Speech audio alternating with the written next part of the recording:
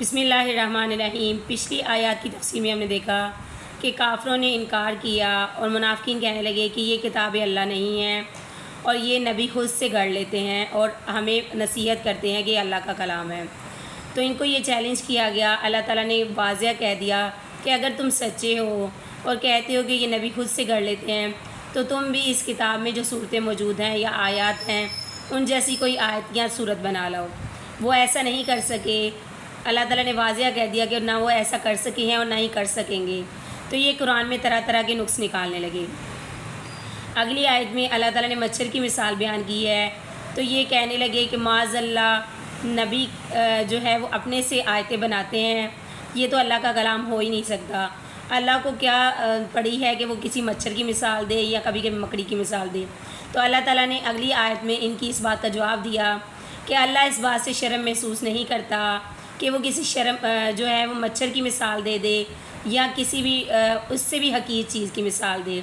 اس مثال سے حق والے ہی فائدہ اٹھا سکتے ہیں، اور جیسے جیسے قرآن نازل ہوتا جاتا، جو لوگ نور ہدایت حاصل کرنا چاہتے تھے اور جو لوگ حق پر تھے ان کا ایمان بڑھتا جاتا اور وہ راہ ہدایت پاتے جاتے، لیکن جو منکرین تھے، ضلالت اور گمراہی میں پڑے ہوئے تھے، انہوں نے ان چیزوں سے انکار کیا اور اللہ کی نشانیاں آنے کے باوجود آیتوں پر غور نہیں کرتے تھے اور اپنے لیے گمراہی خریدی۔ یہ وہی لوگ ہیں جو کافر ہیں، منکر ہیں، خوف خدا نہیں رکھتے، نہ ہی تو انہوں نے نصیحت حاصل کی اور نہ ہی ہدایت۔ اگلی آیت میں اللہ تعالیٰ بنی آدم سے اس عہد کو یاد کرنے کا حکم دے رہے ہیں جو انہوں نے عالم ارواح میں کیا۔ تمام روحوں نے اس وقت جو اقرار کیا تھا وہ ربوبیت کا اقرار کیا تھا، یعنی کہ اللہ ایک ہے۔ اللہ تعالیٰ فرماتے ہیں کہ اس عہد کو یاد کرو جو تم نے اس وقت کیا تھا جب تم عالم ارواح میں تھی۔ اور اس آیت میں یہ بھی بتایا جا رہا ہے کہ صرف اقرار کر کے تم دنیا میں آ گئے اور بس کام ختم نہیں ہوا، بلکہ ہم نے نبی بھیجے، وحی بھیجی، تاکہ تم اس اقرار کو بار بار یاد دلایا گیا، تاکہ تم اس کو یاد رکھو کہ تمہاری پیدائش کا مقصد کیا ہے اور تم نے کیا وعدہ کیا تھا اور اس کو پورا کرو۔ اسی آیت میں رشتوں کو قطع کرنے کے بارے میں حکم دیا گیا کہ جو لوگ رشتوں کو قطع کرتے ہیں، توڑتے ہیں، وہ ان کے لیے سخت وعید ہے، وہ زمین میں فساد کرنے والے ہیں۔ اس آیت میں حقوق اللہ اور حقوق العباد دونوں ہی آ جاتے ہیں۔ وہ رشتے جن کے بغیر انسان مکمل نہیں ہوتا، جیسے والدین، عزیز و اقارب، ہمسائے، ان سے قطع تعلق کرنا۔ اس آیت میں رہبانیت سے بھی انکار کیا گیا کہ دنیا کو ترک کر دینا اور ایک طرف ہو کر کونے میں بیٹھ جانا اور کہنا کہ میں تو اب بس دین ہی کا کام کروں گا۔ اس چیز سے بھی منع کیا گیا کہ اپنے آپ کو دنیا میں رکھتے ہوئے، تمام رشتے دیکھتے ہوئے اور تمام رشتوں کو ساتھ لے کر چلتے ہوئے دین پر قائم رہنا، یہی اصل دین ہے۔ اور جو لوگ ان رشتوں کو توڑتے ہیں اور زمین میں فساد کرتے ہیں ان کے لیے سخت وعید ہے، وہ خسارہ پانے والے، یعنی نقصان والے ہیں۔ اگلی آیت میں انسان کو اس کی پیدائش کی طرف غور کرنے کے لیے کہا گیا کہ وہ اپنی پیدائش کی طرف دیکھے کہ وہ کس چیز سے پیدا کیا گیا اور کہاں سے کہاں پہنچا۔ اگر وہ اس چیز سے انکار کرتا ہے کہ میں مروں گا نہیں اور دوبارہ زندہ ہو کے اللہ کی طرف نہیں لوٹایا جاؤں گا، تو وہ اس چیز کو دیکھے کہ جب موت آتی ہے اس کے کسی عزیز کو یا کسی رشتہ دار کو، تو وہ اس موت کو روک کیوں نہیں لیتا۔ یہ آیت جو ہے وہ آخرت کی طرف بھی نشاندہی کرتی ہے اور قبر میں ہونے والے حساب کتاب سے جو لوگ انکار کرتے ہیں ان کے لیے بھی تنبیہ ہے۔ جو لوگ یہ سمجھتے ہیں کہ ہم مرنے کے بعد نہ تو ہمارا حساب ہوگا اور نہ ہی ہم اللہ کی طرف لوٹائے جائیں گے، اس آیت میں انسان کو واضح بتایا گیا کہ جو اللہ ایک دفعہ پیدا کر سکتا ہے وہ دوبارہ بھی پیدا کرنے پر قادر ہے۔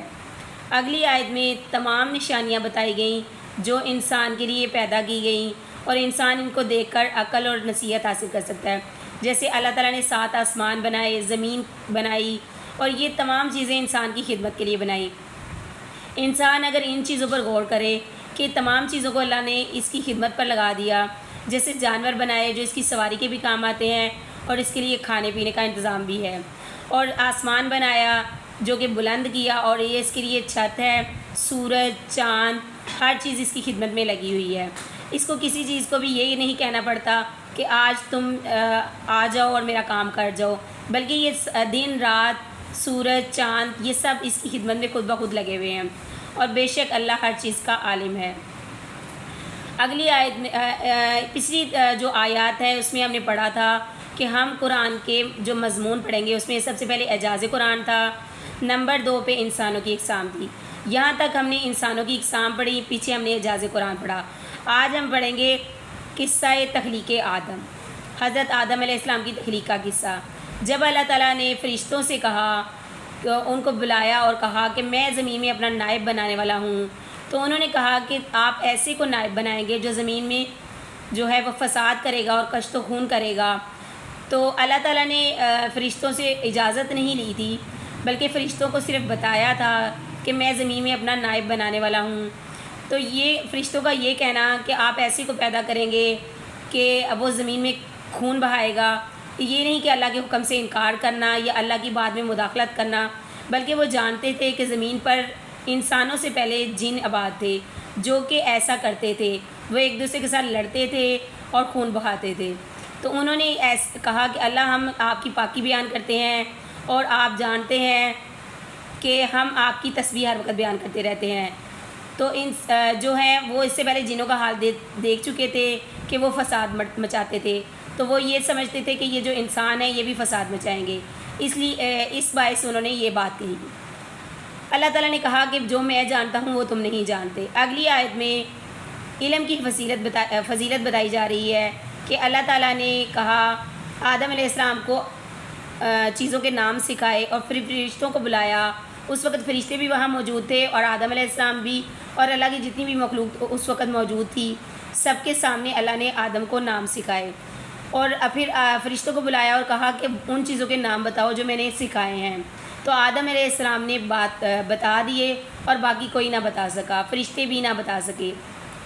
تو فرشتوں نے کہا کہ اللہ تعالیٰ آپ پاک ہیں، آپ ہمیں جتنا علم دیں ہمیں بس اتنا ہی علم ہے، اس سے زیادہ ہم علم نہیں رکھتے، اور بے شک اللہ جاننے والا اور حکمت والا ہے۔ جب آدم علیہ السلام کو